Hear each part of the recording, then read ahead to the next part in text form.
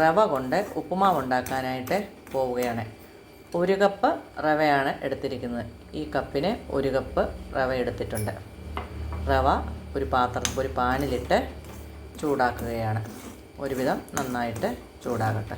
മാവിന് വേണ്ടിയിട്ട് ഞാൻ എടുത്തിരിക്കുന്നത് ചെറിയ ഒരു ക്യാരറ്റ് അരിഞ്ഞത്, 2 വറ്റൽമുളക് അരിഞ്ഞത്, ഒരു സവാള അരിഞ്ഞത്, ഇഞ്ചി കൊത്തി അരിഞ്ഞത്, കറിവേപ്പില, കിസ്മിസ്. ഇത്ര സാധനങ്ങളാണ് എടുത്തിരിക്കുന്നത്.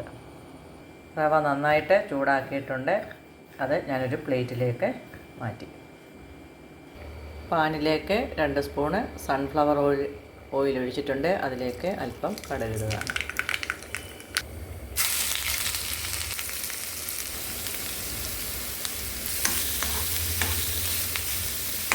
നന്നായിട്ട് വഴറ്റുക. ഓവറായിട്ട് വഴറ്റേണ്ട ആവശ്യമില്ല, മീഡിയം വഴറ്റിയാൽ മതി.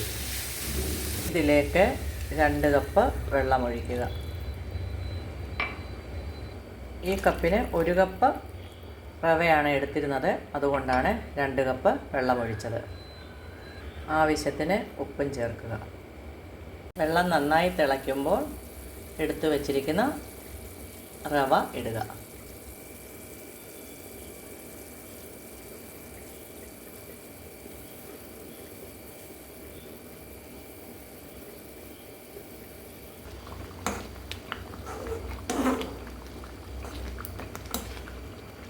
ഫ്ലെയിം ഓഫാക്കിയതിന് ശേഷം അടച്ച് വെക്കുക.